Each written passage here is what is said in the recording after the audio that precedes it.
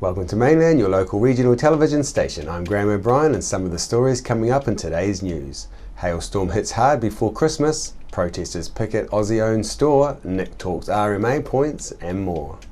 The Tasman region from Rewalker through to Richmond was hit by a severe hailstorm late yesterday afternoon. This has left many of the region's orchardist apple season decimated with far-reaching consequences.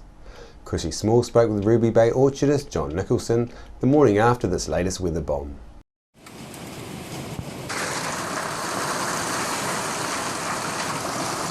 John Nicholson, the terrible damage caused from yesterday's hailstorm has been significant around the area. Yes, it certainly has. It's gone right through from Rewalker right through to Richmond virtually, especially along the coastal area. Look, you know, some orchardists managed, like the Ruby Bay cherries, managed to get some nets over their trees. I mean, that was a small orchard, but for someone like yourself and other orchardists, that's not a practical solution? It is, but it's very expensive, and on our Moutere Hills it's a lot more awkward to put up that framework and get the covers. They do use it in Motueka and Rewalker with the flatter ground, but no, on the hills it's not really a practical situation. Right. So John, we've got orchardists who have committed to purchasing new equipment for the season, that sort of thing. This kind of disaster must really affect them. Yes, it does, and some are committed to carrying on because they need that equipment to process any of the good fruit that's still there. Sometimes with new equipment like tractors and sprayers, they put a hold on that sort of thing. So it affects not only the orchardists, it affects their businesses and the amount of people they employ and everything else right down the line.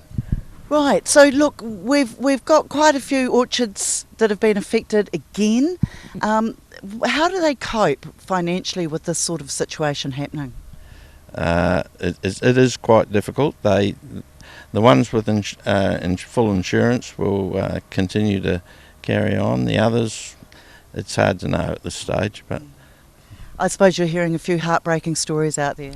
We sure are. There's a lot of younger orchardists that are trying to carry on, and it's going to be quite hard for them. But overall, it's really quite hard for everybody. Now, the spin-off from something like this, it just doesn't hurt the orchardists, it hurts the workers, but it goes right through to the community, doesn't it? It sure does. If the orchardists put their checkbooks away, it affects all the businesses and everybody else. And as I said, if they have to put staff off, well, then those staff either have to find work somewhere else, or they don't have that extra cash. Yeah. Now we're in the middle of thinning season. How's this going to affect things?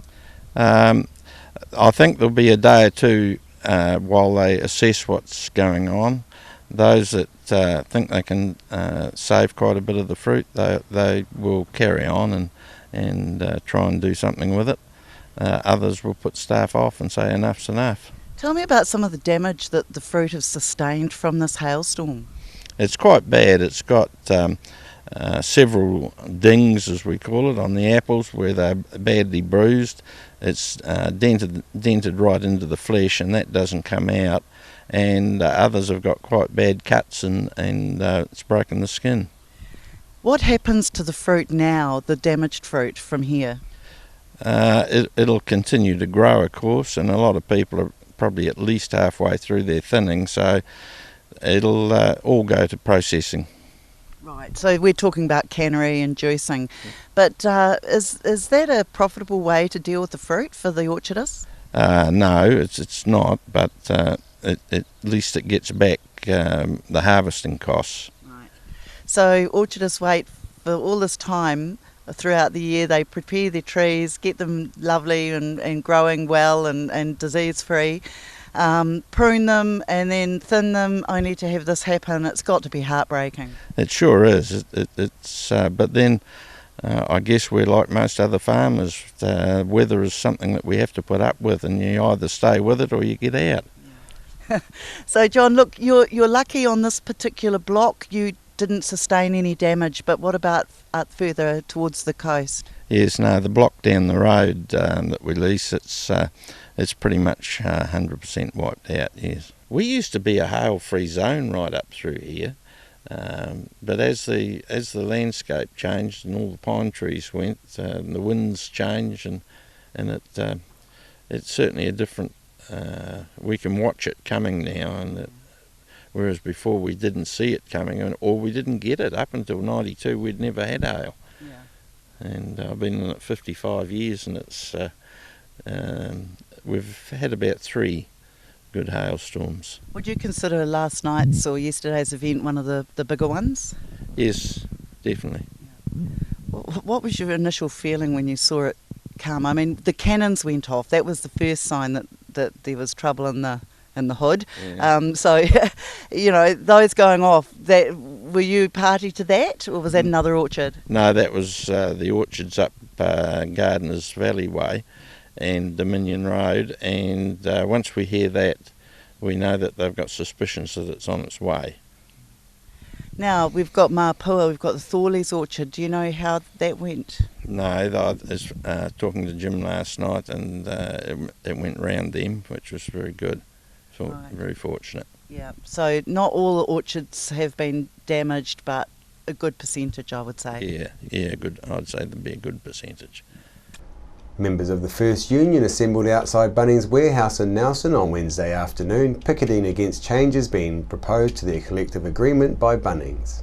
Mainland TV's Ethan Williams went down to Bunnings and talked to Union representative Rachel Boyack and Workers' Union delegate Rewa Eden. So Bunnings workers are on strike today over their hours of work and secure hours of work. So Bunnings have been proposing to take away the requirement for there to be mutual agreement over roster changes. So our workers here at the moment have a lot of say and work with management over what their hours of work are, but what management want to do is to take away the workers' involvement in that decision. And that's really problematic in terms of being able to plan around family time, around any sports groups, around faith groups, going to church on Sunday. It's a large profitable company and they can afford to have enough workers covering all of the shifts without having to move people's hours around at a whim. So sometimes with only 7 days notice you might have planned your kids, 5-year-old birthday party, and then all of a sudden you're told you're working that Saturday and there's nothing you can do to change it. Bunnings put an ad in the paper for its customers saying that if they couldn't agree that they would put up a mediator, so we proposed to put a clause into the collective agreement around having a mediator. They then refused to put it into the agreement. So they say one thing in the public and then they're doing something else completely different. They also want to take out the pay scale. At the moment all of these workers get an annual 45-cent pay increase as well as whatever percentage increase we negotiate, and they want to take that away. They've offered those on individual agreements a wee sweetener this year, but it's basically a pay rise that then will be followed by no future pay rises, plus the ability to move hours around. So it's almost like trying to bribe people for giving up some of their rights and conditions. Have the conditions around hours, has that already been changed? Was that a proposal? It's a proposal. It can't be changed without these workers agreeing. That's what's powerful about the collective bargaining, is that the workers actually have to agree with the company. And we've put some counter proposals on the table, but they haven't been agreed to by the company. So it's been changed for the individual workers. Having said that though, this particular store in Nelson, it's worth pointing out that there have been roster changes without agreement, which is actually a breach of the collective. It's actually illegal to do that, and we've had to tell the company that that's actually illegal and they can't do it. So my concern as an organiser, often having to get involved in these types of disputes, and the workers have the same concern, is that if they're already making those changes when they're not supposed to, how bad is it going to get when they can? It's all about rostering and changing hours of work. So, we don't be dicked around. We have families that come first. So we can't, if they want to change our hours, they can, it means this week you might have Friday and Saturday off, next week you might have Wednesday, Thursday off. So that's not going to work. You can't you can't organise your family when it's like that. So it's not the money. We're not worried about the money. The money was good, but it's just about our rostering and consultation. Shops seem to be closing for good around the region, and in Nelson some of the local retailers have told Mainland News that they've had enough of paying the price of free 1 hour parking, with their rates having doubled in 2 years. Landlords are asking premium rental rates that Mainland understands are comparable to Auckland prices, and the rents aren't reduced to compensate those renters vying for consumer support in the quiet, colder months of the year. A small Nelson shop is now left paying over $3,500 per annum after rates doubling. So isn't that a big ask when the peak retail selling period is around 4 to 5 months each year? Added to that, online sales are ever increasing, leaving retailers to pay the price. We spoke to Uniquely Nelson last week about retail in Nelson, and it seems there is a focus to get businesses into having an online presence to help generate custom. With buildings standing empty within the Greater Nelson Tasman region, will more shop closures become a common sight in 2016? We spoke to one retailer who is planning on shutting her doors after decades on the job. I'm here with Vanessa Griffin from Profile down here in Nelson and Hardy Street. You've got the big closing down sign. Yes, isn't that amazing after 26 years in business? Goodness, and what has made this come about? Well, I've been retailing for 32 years and I think I need a badge for that. Besides that, I'm really wanting to do other things. Life's short, I've had friends die and, not be able to do things, and it makes you think. And I've got other things I want to follow, and I put a time limit on last year. I put the business up for sale and I haven't sold it yet. Lots of inquiries, but it hasn't sold yet. So I am going to close it down in 6 months' time, and we're just starting off now. Well, that's going to leave the ball season a bit empty for next year, isn't it? Well, the girls are already shopping online. They'll just have to do that more. So with online shopping, has that affected your business at all? Possibly in the ballroom side of things. We get a lot of showrooming where people come in and try our product on and then buy it online. So yes, it's certainly made things a little bit more, well, you just got to work at it more. It's a bit harder, a bit more challenging, but you've come up with other options, other ways, and your service just has to get better. Right. So, Vanessa, the government's looking at introducing GST on items that are purchased online, and this must be good news for retailers. I think it's going to make a fairer playground for everybody. It is only fair. You can't go into retail shops and, use and abuse their product just so you can buy it cheaper elsewhere. Right.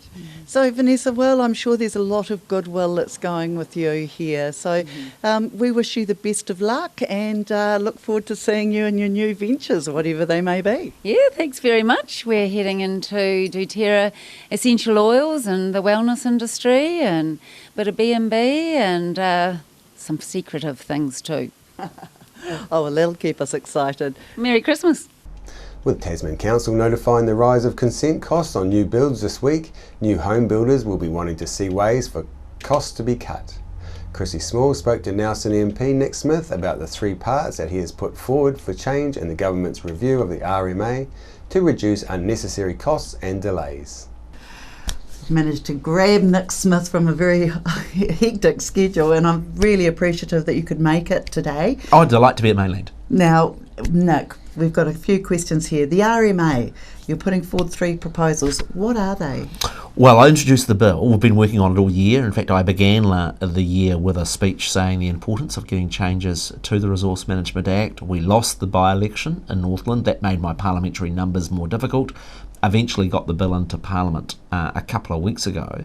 The first thing is a real speeding up at the pace that we produce plans. The RMA is only as good or bad as a council's district plan.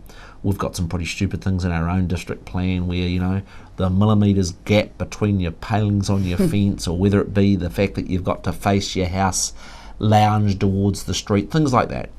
Things like the air quality in Nelson is quite controversial. Now, the difficulty is that on average it takes 5 years for a plan change.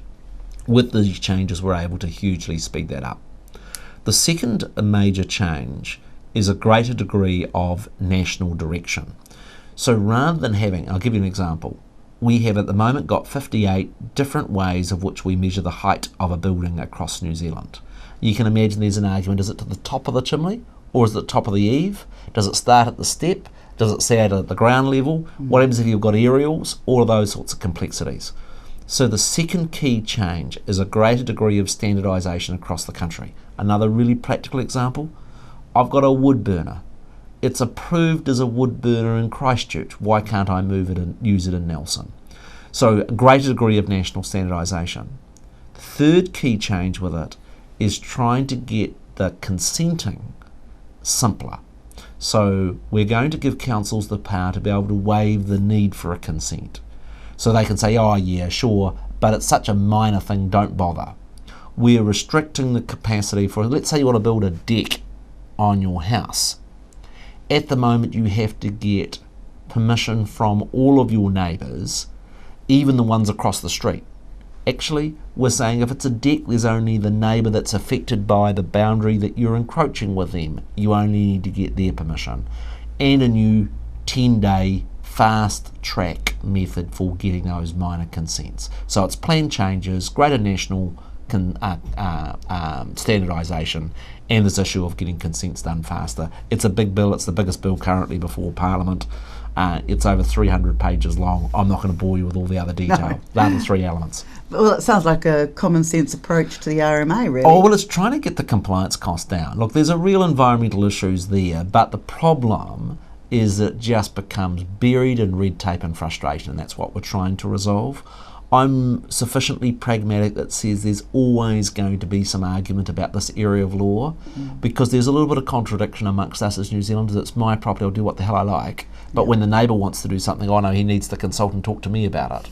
And that's at the heart of where these boundaries are. But I am very confident it will make things work a lot better. Right. Well, we look forward to those changes. I'm sure everyone with a wood burner problem or issue in Nelson will be really keen to know. There's lots of practical things like that will change as a consequence of the reform. Yeah. This week, Mainland's Chrissy Small visited Motueka's museum to take a look at some of the offerings on view, which includes the latest Orchardist-sponsored and inspired exhibition on apples, the history and orchards from around the region. She spoke with curator Pauline Westall about what is currently on offer at the museum. Pauline, Motueka Museum, it's always got something happening here. It's such a lovely place to come. Can you tell me about the apple exhibition that's just recently opened? Yes, it's all about apples, of course, and it's the history of the apple industry, right from the first settlers that brought their seedlings or whatever from the UK or wherever they came from, and how it's blossomed. And it goes through the different stages of growing the apples, the different ways of growing them, the different types of apples, and of course the famous one from here is the Braeburn. Of course, now, but you know, we've got so many different varieties nowadays. Of course, science has played a part in that. And tell me, have the local orchardists been involved in this exhibition at all? Yes, they have. They've been marvellous, actually. A lot of the items we've got are on loan from some of the orchards, and they were behind us with funding as well. And very helpful when it came to the research. They were, happy to share their experiences and their knowledge, or if they couldn't help where somebody else could. And yeah, they've been marvellous. What can people expect to see here in this exhibition? Not just apples. No. Pears? Equipment that was developed here. You've got the Benjamin grader, which is sold around the world. Coppins, of course, with their picking bags. And just the other thing that's really interesting is what we've called Do You Know? They're cut out in shapes of apples, and it says, like, do you know whatever, and then it gives you a little bit about it. Little snippets of things that we wouldn't actually know. Yes.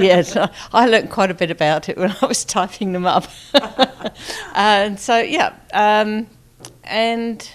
it's not much writing. It's mainly visual and hands-on. Now, I suppose the school children are coming through in droves to have a look at this exhibition? Well, we hope so. There is a school week in February, and there's be activities for them to do and competitions, and that's all coming up in the new year. But we're hoping that the children will come in and have a look, because there are things for them that they can touch. It's not a hands off, it's a hands on. So very tactile. Yes. Yeah. Yes. Okay, Pauline, now is this the only exhibition that you've got happening at the museum at the moment? It's our major exhibition. We always have our static displays, and we actually just put a new one in of Lilliput models that we've been gifted, which are gorgeous.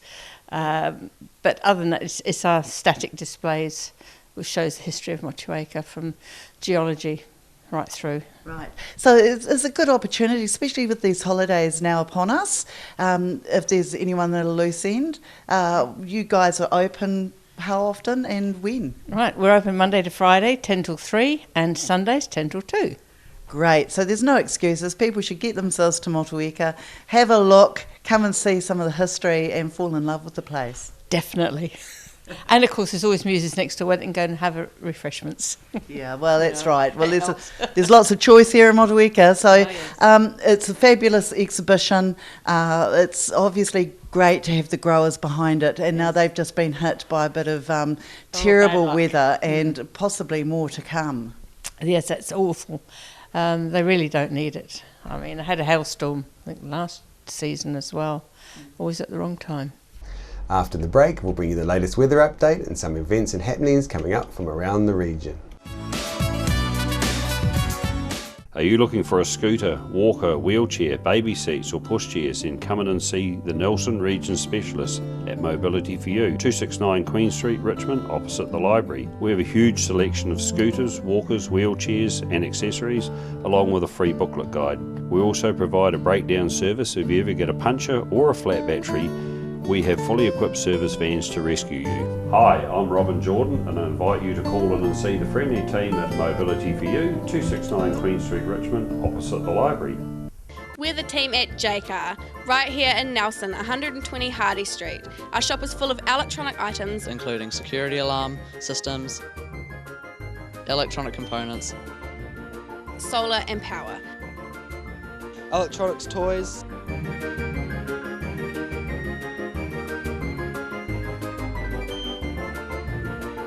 sound systems, cables and much, much more.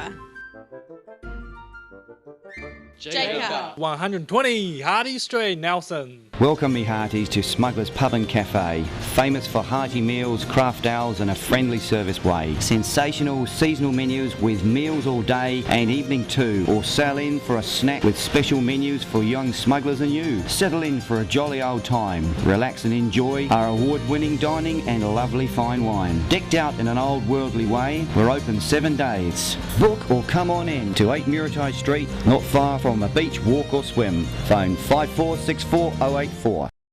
Why would you want to pay as much as $1,000 for a single bed mattress when you can buy a high quality locally made mattress like this for as little as $220? And a queen size mattress could cost you in excess of $3,000, but at Nelson Beds you could have a mattress like this as low as $425. So why would you go out and spend a fortune on your child's bedroom when you can come to Nelson Beds and buy a complete single mattress and base set, a 7-drawer Scotch chest, a headboard and a 3-drawer bedside cabinet for as little as $979? So call and discuss our custom manufacturing options and local after sales service at Nelson Beds, Nelson's only bedding manufacturer.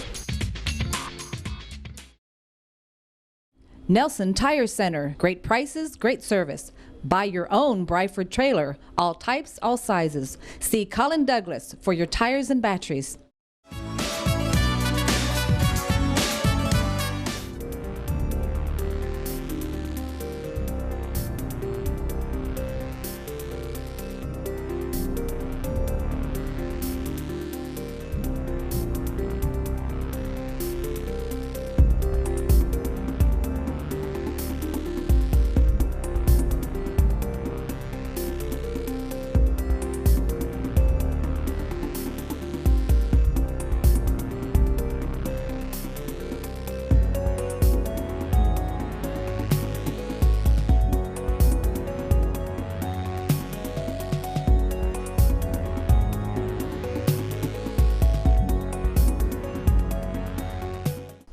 Sit and Be Fit is on at the Victory Community Centre Tuesdays and Thursdays at 10 a.m. at the Victory Community Church, 238 Upper Vanguard Street. School terms only.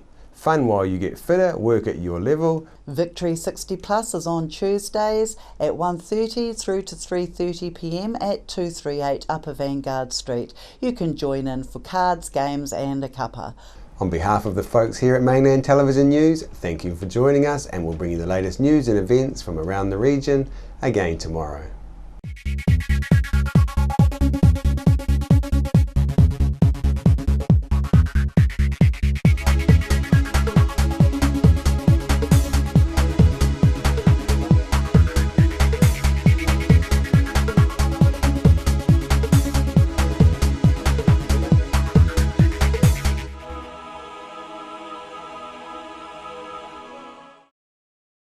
Supporting local content so you can see more of New Zealand on air.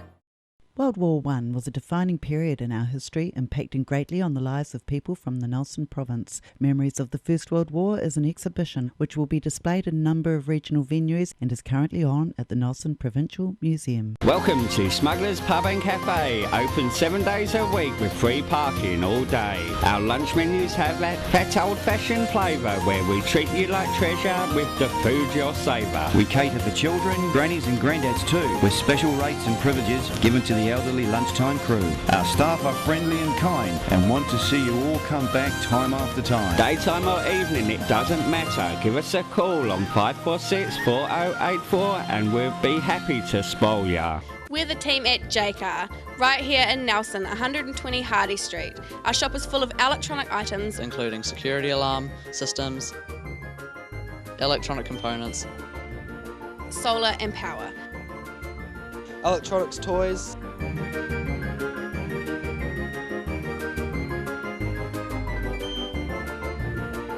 sound systems, cables and much, much more. JCar. 120 Hardy Street, Nelson.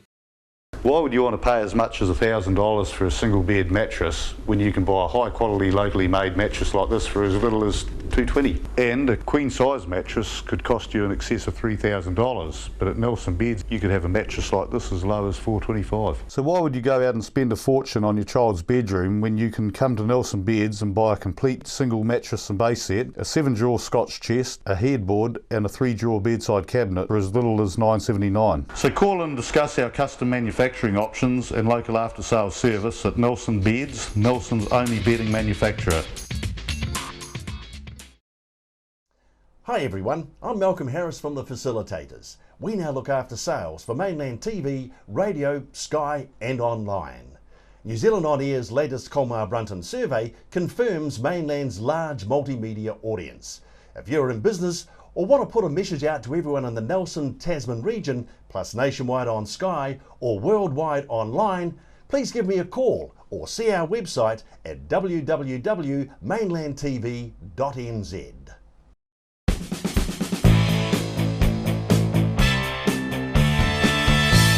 I'm Larry London from VOA Music Mix, bringing you news on the hour from around the world, plus music 24/7, from the latest hits to those classic favorites to jazz on Saturday mornings, plus much, much more. You can contact us by Googling Mainland TV or follow us on Facebook. Cheers from the team at Mainland Radio 1 and VOA Music Mix. Nestled in the garden city of Christchurch is one of New Zealand's most beautiful and famous holiday parks, where we join the wildlife with a warm welcome to all visitors. The canopy of trees and gardens provide a tranquil setting amongst all the amenities, playgrounds, swimming and spa pools, and entertainment on a grand scale. This wonderful park offers the weary traveller a haven of quality. Low-cost cabins, motels, tourist flats, caravan, campervan and campsites. Meadow Park, located on Cranford Street near the main North Road, Christchurch. Nelson Tire Centre. Great prices, great service. Buy your own Bryford trailer. All types, all sizes. See Colin Douglas for your tires and batteries.